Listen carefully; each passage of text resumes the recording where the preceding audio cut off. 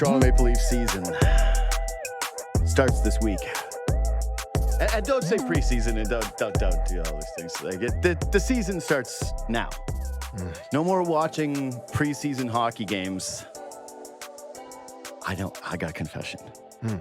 You don't watch them? Oh, I watch them, but only like parts. Like I watch like a little part and I'll be like, okay, that's enough. I need a break from this. Do they still have Leafs in 6?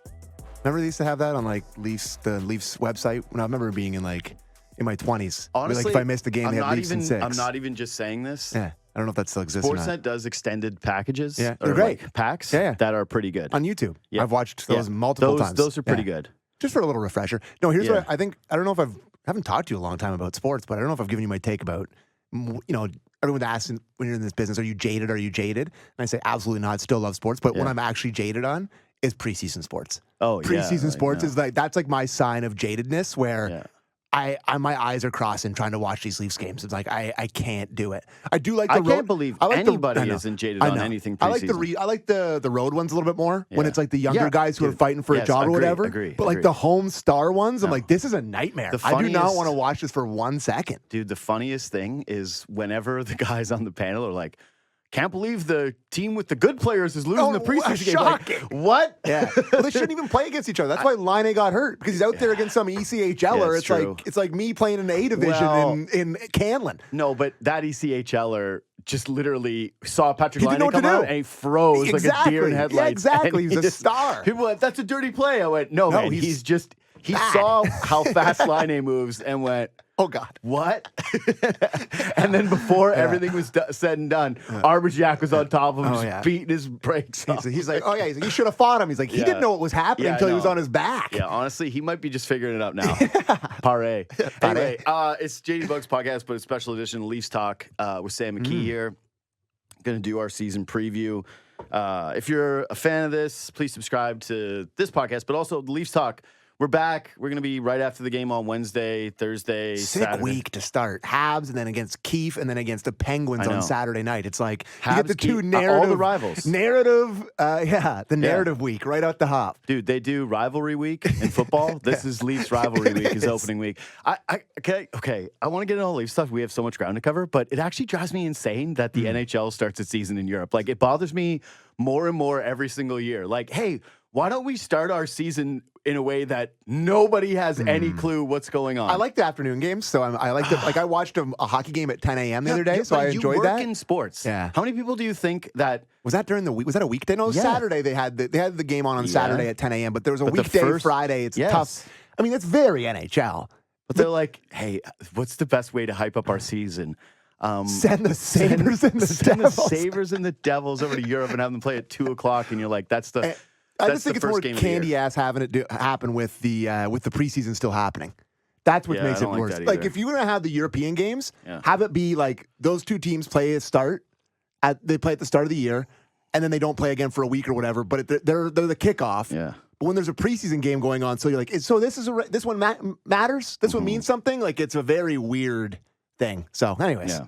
Also, you forced me to watch the Amazon first episode. It's horrible. Yeah. Are we allowed to say it's horrible? Do we have any stake in that? I don't know what we're allowed to say, but here's what I will say. I haven't watched the whole thing. I actually want to go watch the Edmonton ones just because I think that's kind of compelling footage. And it was nice to see the Leafs playoff footage against Boston. Was it? Well, just in terms of, I thought they shot it well and they added some good stuff. Sure. And, the bench thing made it seem like Nylander was actually talking to Matthews and Marner, which I thought was interesting because in the moment it was just like Marner, he told Marner. And I went, I think he's talking he's to just yelling both at everyone. of those guys. Yeah, I think he's yelling at everyone. No, I think he's yelling at those two guys particularly, being like, you two, a bitch about everything, I think is what he said. I loved it. It was good. That was good and it was fine. I guess... It's just not even nearly as good as the HBO 24/7 hockey stuff. Close, man. And I kind of was hoping that it was going to recreate that. And it's just not that. And then I got to say, I'm going to leave this be. I'm not going to keep bringing this up. What I texted you about last night? Dude, I don't know how this isn't a bigger story. Oh, yeah. If I take work off, if I'm like, hey, Fabs, I can't come into work. I got a migraine. Yeah. And he sees a video of me with my friends over watching TV, screaming and fist pumping. I know. I don't think it's I insane. I think I would be like maybe fired. I know. So are we going to do this? Because listen, it didn't help my... Listen, I have not taken a bigger beating in my career than at the start of the playoffs last year when I had the gall to question why he wasn't playing in these all games. I got to say is, was that actually live? It's got to be not. It's got to be not. Because I had a friend who was on the show. Remember Man Tracker? Yeah. Yeah. Great show. Yeah, my buddy Pete was on Man Tracker. Unreal. Yeah, Pete. Yeah. And it's such a great episode. And then he told us that they actually shoot a bunch of the stuff after, and they make them like go here, and they're like, yeah, and then we kind of recreate some of the stuff. And I went, oh, that's kind of a bummer. And that is TV, right? And honestly, that's some radio shows. They do that too. They make stuff seem like it's like live, and then it's actually not. Yeah, you could probably figure out some of the stuff. It's actually not a sports radio thing. It's the other stuff. But anyway, I wondered if that's what they were doing with Nylander, where he's like, yeah, like cheering on. Because if that's live, like that's the controversy. Anyway, it's over. It's bygones. We have to just let it lie, because that was when I was watching this, I was sitting there. I was sick. I was like, what? So you didn't play? Yeah. He's like, I wasn't going to be a help to the team anyway. I'm like, okay, I got to turn this off. Like, your friends are over. I know. I got halfway through the second episode, and I was watching with Allie, and we were both just like, when it ended, I was like, I'm good on this. I was like, I'm done. Like the Philip Forsberg, Jack Eichel, where I'm sitting around watching them have dinner and talk about how sick Vegas is. I'm like, okay, this is good. I'm sure it's for some people, and they can enjoy it. I'm not trying to yuck anybody's yum. It's for me as a diehard sports fan who works in the industry and watches all this stuff. It wasn't the content for me. Jarring to hear my voice, though. Oh, yeah, you got it. Yeah, it was jarring. Funny. I was like, oh, boy, that's my voice. Yeah, that was good. I caught me off guard. Yeah, Alex it caught me. It was right at the beginning. Anyways. Anyway, okay, let's keep it moving. Yeah. Okay, so the Leafs season. New coach, same players, same core. Similar feeling. Some things new. But let's start with this, okay? Because I think we're going to do the thing we're most optimistic about, thing we're most excited about, thing we're most pessimistic about, the underrated story going into the season. We're going to do whipping boy draft, which you always do. And then I've got a couple of other like minor rapid fire questions for you at the end. But let's start with that. Let's start with being positive, since we just crapped all over, No, I'm generally positive about this team. Like, I feel like they're very good again. You know, I'm not worried about them being a bad hockey team. That's not what I'm worried about. It's about the playoffs that I'm clearly worried about. But I think they're better this year than they were last. Don't you? No. You think they're worse? No, I think they're very much the same. Like, I think Bertuzzi. I'm not going to sit here and pretend that he was good. Oh, he was good. What are you talking about? He wasn't good. He was fine. He was extremely fine. He was extremely, extremely fine. Yeah, you and I disagree on that. Yeah, I mean, I think he was very good. It was maybe more of a aesthetics thing for me, but like he just didn't have a ton of moments. He was just not what I expected. I was expecting somebody who was greasy. I was expecting somebody who was like, in everybody's face all the time, like in front of the net, doing this stuff, and he didn't have the snot, like Treliving said last year, that I was expecting. I didn't think he was very good, and I was not upset to see him go at all. So I wouldn't say I was like upset to see him go, but I think that the final couple months of the season, like he was pretty much establishing himself as a really good player and someone that I think they're going to miss in their line. Anyway, I just think they're probably a little like more shallow at forward. Their blue line is better, and their goaltending has a lot of question marks. They've got a coach that I think is going to get something, hopefully more out of them, new out of them. But I think they're the same. I just wouldn't go so far as to say I think that they're materially better or that they're materially worse. But actually, that kind of does lead me into the thing I'm most optimistic about. The thing I'm most optimistic about and most excited to see this season is Marner, Matthews, Nylander are now in what is widely considered by many as the prime seasons for an NHL player. Matthews, this one caught me like... Oh, yeah, we're old. Dude, we're old. Austin Matthews is the same age that John Tavares was when he signed with Toronto Maple Leafs. That's a disgusting stat. Yeah, he's 27. Marner's 27. Nylander's 28. If you want to go through the history of the league and look at guys 27 seasons, 28 seasons, oftentimes you can look at them and say, oh, yeah, this is actually genuinely when they reach their prime. And, physically, there's a lot of studies that have been done that say that you kind of peak athletically at 24, which is just not fair, which is just disgusting, and that, your reaction time. It's not 36? Yeah. By the time you go from actually 24 to 34, your reaction time plummets just so rapidly that it's really no wonder why you see guys in sports when they're 34 and it's, wow, he's ancient out there. It's not so much the body, it's the reaction time. You just lose it. But I want to see what these three guys look like in their prime, where it feels like physically they're right there, but then their brains have had this many reps at everything that has happened, and knowing, hey, you've had these bitter disappointments. Last year you had the injuries and Nylander's migraine, boy. And everything that happened. Move past it. Yeah, I really am optimistic to see Marner coming off of a Team Canada, essentially Team Canada camp, where he's out there with Nathan McKinnon and Sidney Crosby, and they're gassing him up. He's holding himself against those guys, seeing how they eat, seeing how they train for a couple of weeks. Matthews looked like he was going into beast mode last year in the playoffs before he ended up getting injured, and I thought looked terrific during the season. Nylander just came off of his career year, got paid for it. But yeah, those three guys particularly, I think that this is kind of... This might be their best shot at all three of them putting together their best seasons at the same time. Interesting. I like that. I think it'd be interesting to see how they react to the coach. I know Kyper's talked about it a little bit on our show, with them playing the different style of hockey that they're going to be playing under Berube. How if injuries might pop up with these guys. You already saw it with Matthews a little bit in the preseason. You worry about, they can't. I guess they've got pretty good records when they lose one of them.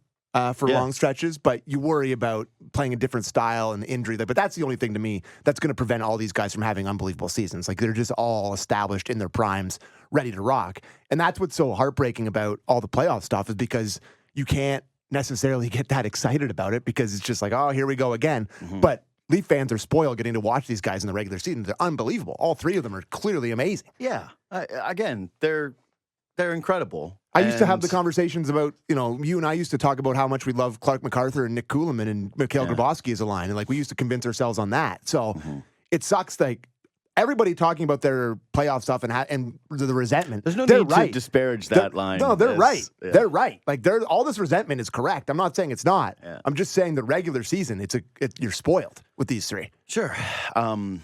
I make this analogy all the time, but to me, it's just especially frustrating because the regular seasons are so good. Yeah. It's like you grade, we've done this a million times, but you hold a kid that has more at their disposal, to me, more accountable. If a kid grows up in a really good home and is intelligent and, they're bright and they've got a lot to offer and they've got everything at their advantage, they got the silver spoon, and then they screw it up, and they don't work hard, and they blow it, you're like, man, what the hell is wrong with you?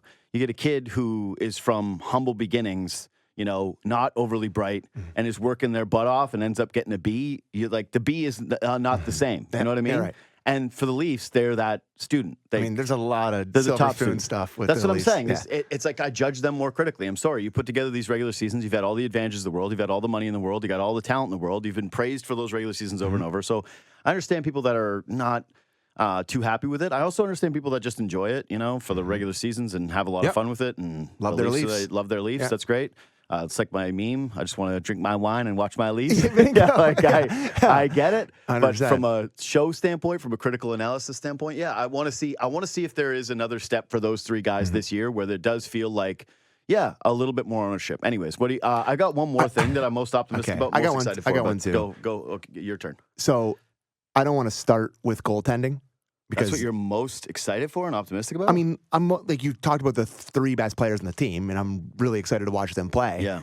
It's between the Leafs having a real top pair and seemingly two real goalies. The top pair is my other one. I mean, me. My boy Tanev, who I've been crying to have him here. Entire process. You were like trade Easton Cowan for a month of Chris Tanev. Done it. Well, it would have been a month. He would have signed here and it would have been a long term. Yeah, that's not how that works. But anyways. I'll go with the defense, I guess. You think about TJ Brody playing, how much he played last year, and how much you had to watch him playing with Morgan Rielly, and then him getting moved down a little bit, and then him getting, basically exiled, and then he ended up scratching the playoffs, right? He did end up scratching the playoffs. Someone can buzz me in my ear. I think that happened. I think having Chris Tanev on your top pair and just having him play 21, 22 minutes a night is just going to materially change how good defensively you are. Like, he is a pure defensive defenseman, where they haven't had a guy like this to play on the top pair with Morgan Rielly, and maybe not even with Morgan Rielly. Throughout the year, maybe in the playoffs, if you want to pair him with somebody else for a true shutdown or whatever. But just having him as an option is a huge, huge thing that this Leafs core, I don't think, has ever had. They've never really had a true shutdown. Muzzin, you can talk about. I was going to say, Muzzin, but he was bad. When Muzzin showed up, he was pretty awesome. Yeah, Muzzin was good. So you'll put him in that conversation. They wear the same number. They both have injury concerns, which is not great. Yeah. But I do think that having the right-hand shot, because he never fit well with Rielly because he was a lefty too, like having the top pair right-hand shot guy to play with Rielly is something that's massive for this team, and I'm really excited to watch it develop over the year. And I'm excited to not watch TJ Brody anymore. No, I'm totally with you. I had this as my other thing that I'm most optimistic about. When did we see Morgan Rielly at arguably his best in his career, outside of the unbelievable 20-goal season that he had? But that was with Hainsey. Yeah, but we saw him at his best with Shen. Yeah. A stay-at-home, right-shot defenseman that he could rely upon as a D partner. And Chris Tanev's better than Luke Shen. Big time. Luke Shen came in with no expectation versus Tanev coming in with a ton. But when you're Remember the take on Luke Shen? They were like, well, he's comfortable sitting out in playoff games. That was my take. That's what I mean. Everyone had that take. And it was like, no, he's going to play 16 minutes a night. I didn't think that there was no shot he was going to play, but I did think that it was important to have a seventh defenseman that was going to be willing to not play if he wasn't going to play. But yeah, you're right. That was the vast majority of the take was, hey, he's going to provide depth and he could get in the postseason. But a lot of people were like, no, he's Silly Rush. Yeah, he's him and Rielly. Yeah, that's the best Morgan Rielly's ever looked. And so to me, that's actually the real question is there another level to Morgan Rielly's game as well? Because I mentioned the other guys in their prime. This is kind of a big one for Morgan Rielly as well, to me anyways. Huge season for him. They pair him with a guy finally. If he has a bad year or it doesn't look good between these two, it's kind of a really tough indictment of Morgan Rielly and sort of where he is in the league. And like he needs to be great. These two need to be great. My only thing with Tanev is that, yeah, he's born in the 1980s, which... 9? Yeah. Thank God. Yeah, of course. December as well. Okay, he's basically 90s. Yeah, he's basically 90s. But still, he's born in 89. And yeah, last year he played 75 games. But before that, it's 56, 65, and then 82. And then, pandemic stuff is in here too. But 56, 69, 55, 42, 53. Like, he has struggled to maintain his health throughout seasons. And all I think of is... this is sort of what they did. They went out and got Jake Muzzin, who was older, who was someone with pedigree, who was someone that was shut down, who was someone that they really relied upon for the identity of their blue line. And of course, you're never going to have a perfect fit when it comes to anyone. Someone's going to come with a flaw. You're not just going to go out and acquire prime Drew Doughty, right? And go like, wow, oh my God, what an amazing... where'd they get that guy? Yeah, exactly. So you can sort of nitpick with all this stuff. Ultimately, getting Tanev for free outside of the money is an amazing thing to happen for the Leafs. But yeah, I would say it would really be unfortunate if, as he's aging, the injury stuff pops up even more. And after a year where he actually did stay healthy and did play some playoff games, that it started to bite him in the ass. And it turned out to be Muzzin 2.0, where he's in the lineup, you go, the team fits. Yeah. And if he's not in it, all of a sudden you're going, oh, this... like we're completely back to who the hell is playing in this blue line, and it's in a blender, and it's a lot of left shot deep. I do think that Tanev will miss some games at some point. You just hope it's in the middle of the season. Like this Leafs team, one of the things that you forget about over the past 4 or 5 seasons, they've had like their whole decor out. Like they've had these massive stretches of games where they've lost multiple guys, and they've still been able to keep their head above water because of their offense and some good coaching, but the coach is no longer there or whatever. But like they have been able to withstand some long stretches of injuries to the decor. So you're just hoping that the Tanev 15-game miss is in February as opposed to at the start of April. That's what you're really hoping for. Because he got hit in that first preseason game, or was it against the Habs, the first preseason game? One of the preseason games that I was, watching with my eyes held open. He got hit in the hand because he was blocking a shot. He's got one speed. He throws himself in front of everything. That's why he gets hurt all the time, because it's not like they're tissue injuries. They're broken hands, they're broken face, there's broken this. Like he throws himself in everything. So I love that for them. It's just such an important... sets the tone, man. It's such an important thing. It's like Gio, but actually a contributor. A guy who can play on your top pair. Gio was heart and soul, but his body gave out on him at the end. He couldn't keep it up anymore. You're hoping Tanev is Gio's heart with the sort of the ability to play on a top pair. So the only other thing that I took from watching that Amazon stuff is just, I hate saying it, but say it. Every time you see the clips of them, it's just quiet, and it's just there's not a lot of dog. And I think it's important for these guys to have other vets around still. And this is what I'm talking about, them entering their primes and sort of changing this and hopefully feeling more responsible for the postseason. And why, I'm really optimistic about the Marner thing is because he was around Nathan McKinnon and Sidney Crosby all the time. It's like, how does that not rub off on you, okay? How do you not look at those guys who just... And it's a contract here, too. That helps. Dude, I get it, but those guys just eat, sleep, breathe hockey. That's it. One of my biggest things, again, watching this too, is hockey players are so much more than they used to be. They just are. They're into a wider range of... They have a wider range of interests. And they have... Not if you watch the Forsberg Eichel one. I know. They like dinner and dogs. Yeah, they like going to dinner with each other. They like dogs and families. All the boys came over, and my personal chef cooked for the boys, and we had a nap. Yeah, I get it. Yeah. Some things. All I'm saying is they got money. They're getting paid. Yeah. We always talk about what they make in comparison to the other athletes, and it makes it seem like they're poor. No. They're still very rich. They're still doing fine, just fine, especially when it comes to their interests in the summer, which is get a cottage, have golf, and go on a nice vacation. Anyway, where was I? Anyway, I think that having guys like Tanev from the mental makeup and the team makeup and having guys who are hard to play against, it's clearly something that other coaches and their general managers, like 2 GMs, have really tried to sprinkle in. Even Dubas at the end was like, we're going to get Ryan O'Reilly and whatever. I'm going to pay for a premium. See that clip? What? You see that clip? No, but... That was in the Vancouver one where he was standing up in the room before the playoff series, and he's like, I am going to give you my best. I expect the best out of every one of effing you. He's standing up, screaming in front of the room. That's what I'm saying, is... He went out and got McCabe. This wasn't just a tree living thing of getting snot, and it wasn't just Ryan Reeves saying, I've heard their room is quiet. It's the thing. They've tried to staple those kind of guys to this room over and over and over again, but I think it doesn't work when it's Ryan Reeves on your fourth line and he's giving a rah-rah speech. You know what it does matter is when you have a Jake Muzzin or when you have a Chris Tanev who's eating up 20 minutes of ice time and killing penalties for you and then sitting on the bench with those that ugly mug with no teeth and he's just crying. Hands hanging off his arm. That's what I'm saying. I feel like that kind of stuff, blocking shots in a big spot, that's actually the type of thing that fires you up and gets you going and gets guys motivated. And so I'm hoping that ends up happening. So I think that blue line, that pairing specifically, is monumental to their success. Are they going to be a pairing come playoff time that is going to be a plus version of what they had with Rielly and Schenn? Are they going to play over 20 minutes a night and you go, man, that's a 1A blue line, that's a 1A defensive pairing, and it works against anybody in any situation? Yep, agree. Yeah. Totally agree. All right. So do you want to go to break? You want me to give you this? No. Let's keep it going because I want to just... Well, do you still want to do... You're pretty optimistic about the goaltending? Well, it's both.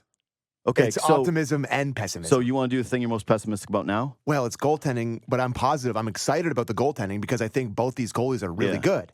I really do. I believe, I've seen enough from Stolarz. Okay? To think that he is to think that he is a decent goalie, that he's better than Ilya Samsonov. Okay? I've seen enough from him to say that. I've seen him play against the Leafs multiple times. He's played in the NHL. He's a fine goalie. Yeah. And I think he's played in the NHL. He is a fact. And I think Joe Woll. I think he's got 100 games. Yeah, I think Joe Woll has the chance to be one of the elite young goalies in the game. I really do. And watching the size of Stolarz play and them having the depth of having Hildeby, who I loved in the preseason, saw him play. He's a guy that looks like he could give you 10, 15 games this year if somebody gets hurt, whatever. Yeah, the Hildeby thing was actually really nice. Nice to see. Yeah, he's just big. He moves around. He's not his style looks good. Okay. Yeah. I judge this all on style and how you look. So we should have probably, I wanted to do this where it kind of could breathe for a couple of days before the season started, but also the final cuts and waiver stuff is still coming through. So whatever. If you've seen the story, you're like, but this happened. Sorry. Sorry. But Matt Murray got claimed. No, but I do think that, so Matt Murray gets waived. They gave him the same kind of poison pill signing bonus that they did with Martin Jones a year ago. Matt Murray really wants to be in Toronto. They have invested a lot in him. He feels connected here. I'm not exactly sure what the deal is with other places, but he's healthy. I think you're better off if he is still with Toronto in the organization than just going to Hildeby. But I will say that was my first thought when he was on waivers. Was not like, man, he really needs to get through because he's injured, guys. I thought, hey, you know what? Maybe Hildeby is ready to soak up 8, 9, 10 games if they really need him this year. Anything more than that, I think... Scary. is a nightmare. Yeah. But if he gets a few games this year, I'm not going to feel terrified about it right now. The depth at the position, the size at the position, the potential at the position That's what is really exciting. Yeah. But the flip side is Yeah. Joseph Woll missed half the season last year, or more than half the season, because of a flutter puck off the sideboards, and his ankle exploded. Anthony Stolarz is a career the most important game of the year because for no reason. He guy disappeared. Went into the net. He disappeared. It was at the very end of the game. Yeah, I know. But then he just... But it was nothing play. Yeah, nothing play. Yeah. And then Stolarz is a career backup who's, like you said, has played 100 games in the NHL and has never played in a market like Toronto, and it starts to go bad. People start talking. Mm-hmm. Hildeby's a kid. Matt Murray's Matt Murray. Mm-hmm. Like, there is two extreme outcomes here, and I'm not sure it's going to be the one down the middle is what I'm kind of concerned about. Mm-hmm. Like, it really has a high upside where Joseph Woll, if he stays healthy, but like what he played? He played 1.5 preseason games. He played the first one that he didn't play again until the last one, where like everyone's like, is he okay? Is he playing? Whatever, just keep him on ice. But I don't care that he didn't play. But what I'm saying is there was already people asking questions like, is this guy hurt? Is this guy hurt? Anytime, you know what sucks as a fan? And you've lived it, is watching. I watched that first preseason game, of course I did, and he's in it. And every puck that goes towards the net, I'm like, like you're like watching through your eyes. And you're like, I have to do this for 40 games this year, 50 games this year. This sucks. It's not a fun way to live as a fan. You're just worried about him getting constantly injured. That's hanging over it. And that's why I'm pessimistic about it. Like, he, at no level has he ever shown the ability to stay healthy. Yeah. And I'm very concerned about it. Yeah, I don't know how he couldn't be. Like it's straight up, it's one of the things that could derail this season very quickly. But I do think Stolarz is good. I really do. I think Stolarz is solid. I would say, like, I got... league average? Yeah. Because they haven't gotten league average goaltending in a lot of this era. Like, they had Freddie, who was really good and better than league average in the regular season, played a ton. He was a mule. And then after that, they had a couple months of Jack Campbell that was unbelievable. But outside of that, listen, it's been shaky. Stolarz looks so good because his setup. Oh, yeah. His setup is, I would say, the nicest since Potvin. Cujo had sick setup, too. Yeah, he did. The did. Bauer pads were unbelievable. Yeah, he did. But I love Stolarz' setup. Like, the second I saw it, I was like, oh, my God. And he's huge. Shimmery mask. Looks great. Yeah, he just... Aesthetically, it looks incredible. Yeah. And he had a good year behind a bad Ducks team, played 28 games in 22 and had a .917 save. It's a really good year. Yep. The next season was a dip. But again, he's in Anaheim, so it's hard to judge it. But if you're just looking at it, like, essentially, you can throw out 20... He's played 70 games, basically, in the last 3 years. So you've put together, like, that's a season. A season. But that's not the way it works. But yes, it is. I know. I'm just saying that 72, and it's even a little bit more than what you'd like from a goaltender. But it's like you can he's put together sort of a whole season over the last 3 years, and the results are better than not. But he played behind a really good Panthers team and a bad Ducks team, and he played well in Anaheim for 1 year, bad in Anaheim the next, and then really good with Florida as a backup. I don't think that you know what you're getting. It's the dream scenario for the dream Leafs. Scenario is that they've got this incredible tandem where it that's feels the dream like scenario. But like Boston. But I think a guy gives you, I don't know, between 30 and 40 games, and he's league average. And Joe Woll is your guy that plays a little bit more, and he's above league average. And you get to the playoffs, and Joe Woll has a couple shaky starts, and then you can maybe go to Stolarz, and then the wake-up call that works all the time in the playoffs. You're just hoping for Stolarz to be league average, and then Joe Woll to kind of excel and be able to play. The real thing with these guys that gives me optimism, it's tough. Like, I'm really hoping, everybody is hoping the best for Jack Campbell right now, right? Oof, it's awful, man. Like, it really is. Nobody wants to see it. It's like you give him kudos for getting help, and you hope that the help he gets is what he needs, and it works out for him. But I do think that it's going to be a nice change of pace for the Leafs, that this is now the first time in how long where they don't have a goaltender where you're just like riding the roller coaster and like, oh, and I know Campbell was good when he was here, but like they also had the Freddie Anderson thing where it's like, I'm losing my job and now I'm cranky and I'm with the guys on the team. Finally, they just have two guys who it's like, cool, share the net, be quiet, just go play the position, go make stops. We don't have to have like Ilya Samsonov had the dinner with his father and he sat down with the vodka bottle. Well, what are we going to talk about then? But I know, but my point is just simply, I bet you know how it is having colleagues that don't cause you any consternation away from the place. I'd like to take pride. I'd like to think that I'm that guy. I don't know.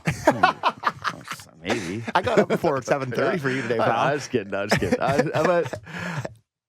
I think that it's nice for them to just have two steady guys that if they're back there, hopefully anyways, there's no just, oh my God, I'm so sad that I'm screwing over this team. Like just be normal. Just be normal back there. Like I just don't want it to be the number one story every time we do our Leafs Hour with Kyper and Bourne to be the goaltending every day. I think that they're going to be fine. It's literally just injuries. And then with Stolarz, hey, can you be some facsimile of what you've been the last 3 seasons, which is a guy, you have to be that, but extend it out to closer to 40 games. Let's be realistic. 27 games of Stolarz probably is not going to cut it because they're likely going to lose Wall. And everybody knows it. There's nothing worse than having those injury-prone guys that are just, you want it to work out so badly, and then you just know it's the pitcher where he throws, and then all of a sudden he's like looking at us, and you no. Don't be Brendan Morrow. Yeah, that's it. Just don't be Brendan Morrow. It's that. Don't be Dustin McGowan. Don't be Tua. Like, don't be just be a guy who can find a way to stay healthy. And I think that part of that is going to have to be managing his playing time. Anyways, all right. Underrated story of this Toronto Maple Leafs season. Is it even possible? Because last night I was really trying to dig in and go, how underrated? I got one. Okay, hit me. I don't know. I don't think mine is.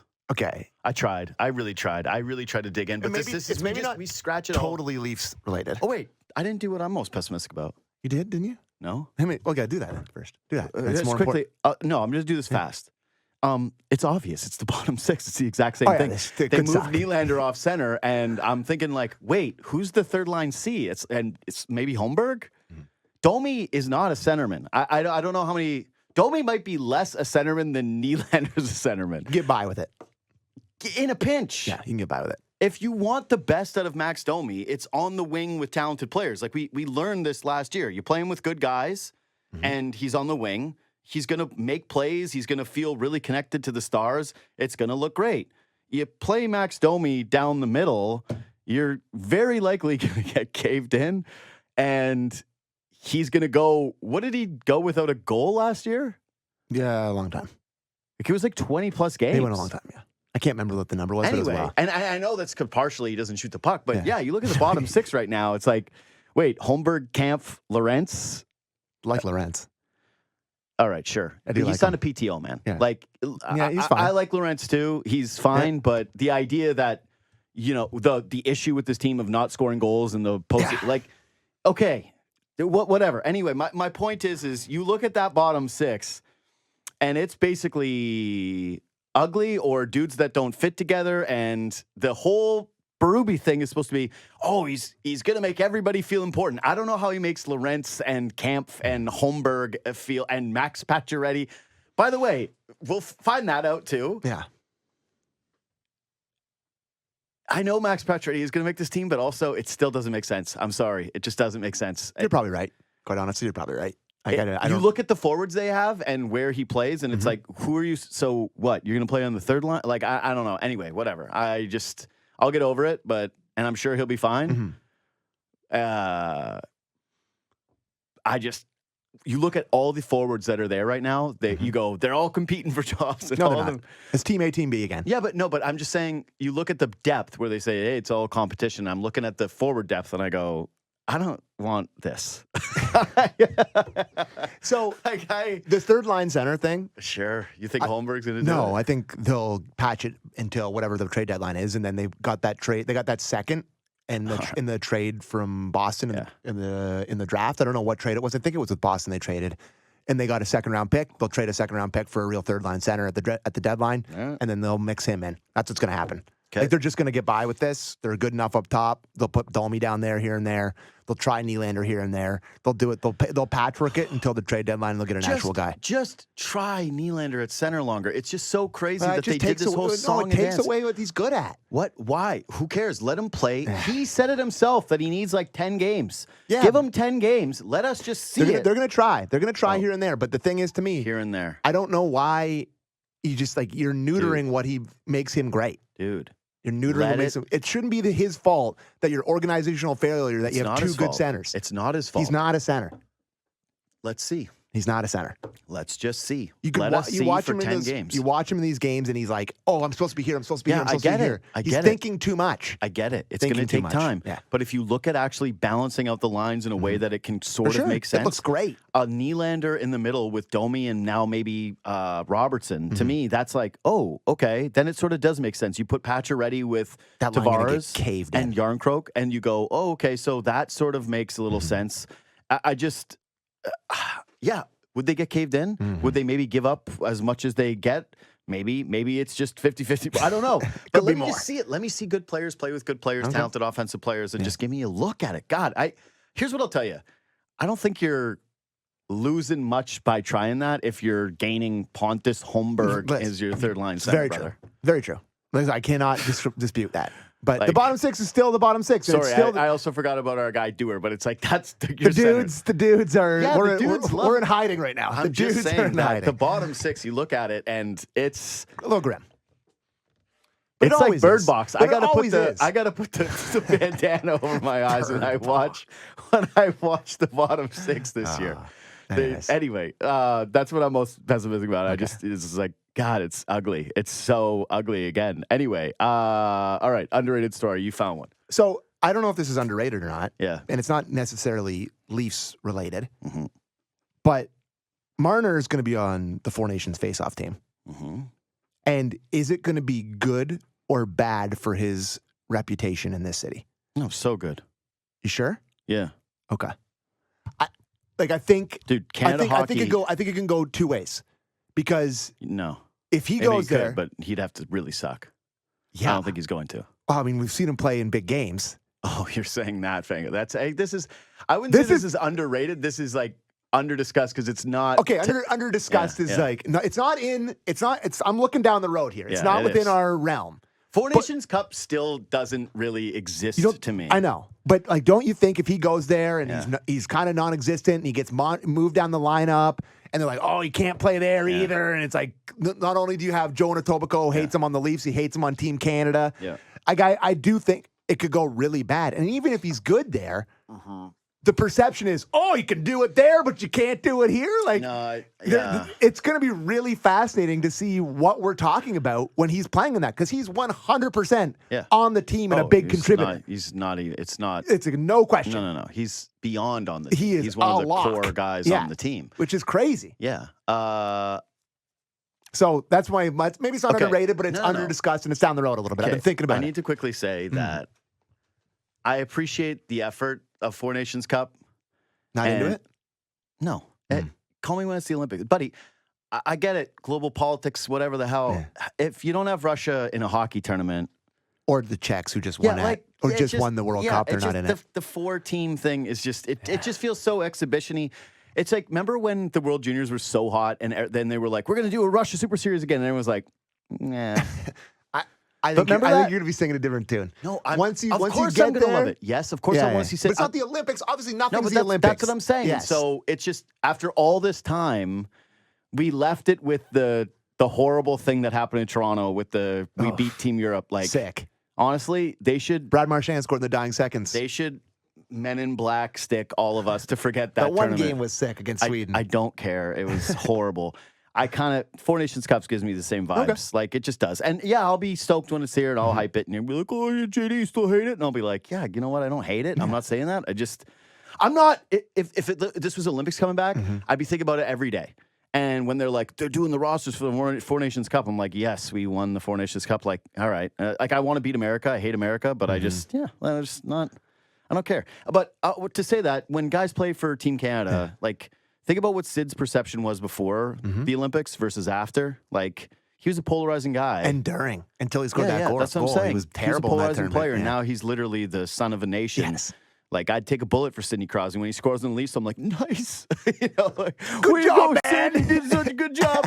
So, I think Marner could, if he plays well for Team Canada, I think it would give people optimism. That's a good one. My underrated story, it's not really, because there's been a lot of stuff on it recently, but what does Matthew Knies' season look like? Because he sort of got lost in the shuffle of hype because of Easton Cowan. Last year, Knies' season was not breathtaking by any stretch of the imagination. He hit a bunch of people. He scored a decent amount of points. He went into some like big lulls. Then he got in the postseason. He looked like more the you want to see from Matthew Knies. He's an absolute monster truck. He's got an NFL player's neck. Like he looks as though he's gained 10 pounds over the summer. Gained 10 pounds by all accounts. I don't love that he went back to the Minnesota trainers. Like I like it when guys go check out a new thing. But whatever. He spent the entire summer in Minnesota. He's working out. He's doing his thing. Strength and conditioning. Apparently they got great facilities there. He's in his last season as on his rookie contract. He's an RFA this offseason. I think the Leafs should have tried to get something done here the way that they did with Woll, where you try to buy low and hope that he does well. But it's interesting that they didn't find a way to get that done, especially given we just saw some offer sheets on some RFAs. And Knies, if he has an awesome year, seems like the perfect candidate for one of those from another team. He's only 22 years old, but yeah, he's got a man body. He's now played a full season. I would expect that he doesn't have as many slumps. Can he actually look like a guy who's on that first line in Penn? Does he look like a piece of your future core? What does his contract look like? It's just not spoken up enough because everyone got so excited for Cowan and he sort of became old news. Yeah, I think they are expecting and they need a big year from him. Yeah. Because he's locked in that top. And remember last year, did we talk about him being on the top line and then it just didn't work for him for the first part of the season? He wasn't there. He was not, like, you want to have him feel like he's in Penn and that line is just a line. Yeah. Not, hey, let's try to find him somewhere else, or he needs time down on the third line and now you're going to bump up this guy. That you want it to really, really, really work out. And then if it does, though, you just got to remember that it's a little underrated because everyone's focused on Marner's contract extension. Everyone's focused on Easton Cowan being the new hotness in terms of the being future. A free agent too. Yeah, and he's kind of been a little lost in the shuffle. It'll be interesting to see what Berube does with him. I think he's the type of guy that Berube could get in his ear and be like, hey, man, you're a mutant. Start running guys through the M boards. I got to tell you, there's some guys where I've spoken to him many times, watched a bunch of... I think he's just got the mental makeup and the personality and the desire and the willingness. Got that dog in him, wouldn't you say? I just think he's got it. Yeah. And I think it was good for him to live with Tavares. You know, he learned how to eat under Tavares. He learns how to train under Tavares. But he's actually got kale some, smoothies. Yeah, but he's actually got some personality. I think, like, the guys like him. He gets along with dudes. And I think he's got classic big man confidence where it's like, dude, this guy was a super hunk and, Arizona super hunk. Everything's come pretty easy to Matthew Knies in his life. You look at him, not the worst time to be him. I think he's got that air about him. It works. Anyway. He passes the wife girlfriend test when he comes on the TV. Who's that? Buddy. That's always my barometer. When a new guy comes on the Leafs, I was like, who's that? You know how ugly you'd feel next to him at like a function or like a beach? You got to go to the beach. I'm taller than him, though. Yeah. Oh, you got to go to the beach, throw a football around with him? No. I'll be sitting with my shirt on. Oh, my God. I'd be shirt on pool guy all the way. First time. They'd be like, isn't your whole thing you take your tarp off all the time? I'd be like, that's not me. That's somebody else. Me? Never had somebody else. I always wear tarp. I always wear shirts. I'm always wearing hats and gloves. Gloves. I'd be bringing masks back. Okay, so last thing. Let's do the whipping boy draft. 2 picks each. Marner's exempt because he's obviously number one whipping boy. Like it's just so it's like the case there is obvious. I do think people are going to turn around on him a little this year. I'm buying stock. Okay. I'm zagging on him. Good zag. It's not even a good zag. I think it's an obvious thing. Like, I think he's going to score over 100 points if he stays healthy. That's, like, obvious considering where he's got the last couple of years. He's in his prime. He went to the Team Canada thing. Yeah. I think he's going to rip it up. I hope no contract extension talks happen, no matter what. Like, I don't care. I don't care how good he plays in the regular season. I don't care. I don't want to see him sign a contract extension in January and then them flame out and you're staring down the barrel of... It's interesting, though, because all we talked about last preseason and the start of last season was Willie, and there hasn't been anything about Marner's contract.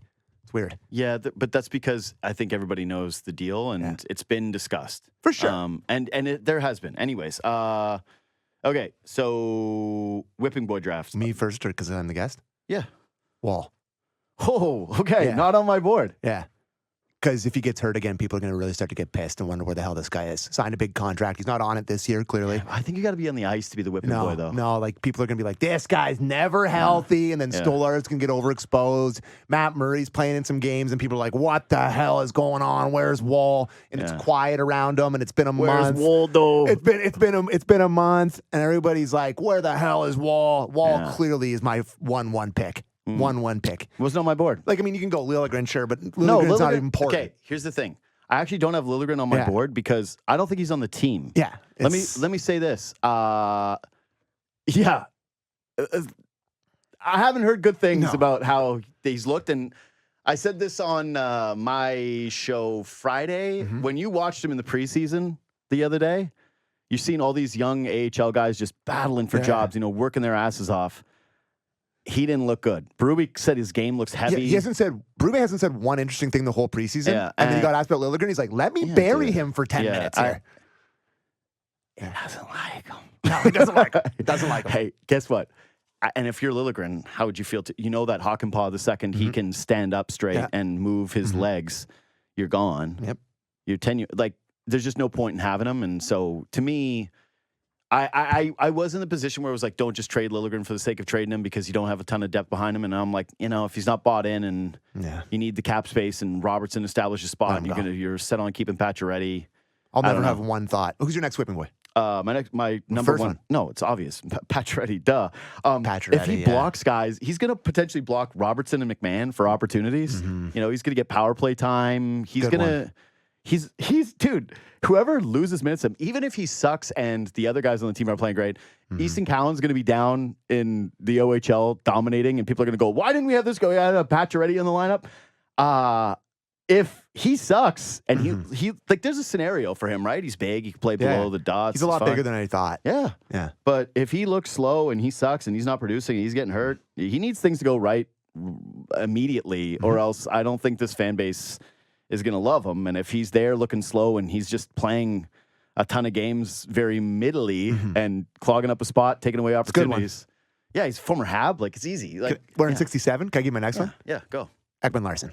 Yeah, I had him. Yeah, because new plays he's a lot quieter than he used to be, but he still has his moments where he's going to jump up. He's going to make big mistakes. Like, he's got a bit of Jake Gardner to him, where he's a dynamic offensive guy who can snap it around a little bit, but the mistakes are there. And he wears number 95, and he's kind of I think he's got a reputation, Ekman Larsson. Shook it a little bit last year, playing well for the Panthers in the playoffs. But I do think if it goes sour for him, where there's some mistakes and there's a big one in a big game, he could become a little bit of a whipping boy for sure. So, again, he's in his age 33 season, and I mentioned that the reaction time for a professional athlete, like 33, 34, like really starts to diminish. This is a guy who had only three assists, primary assists 5-on-5 last year.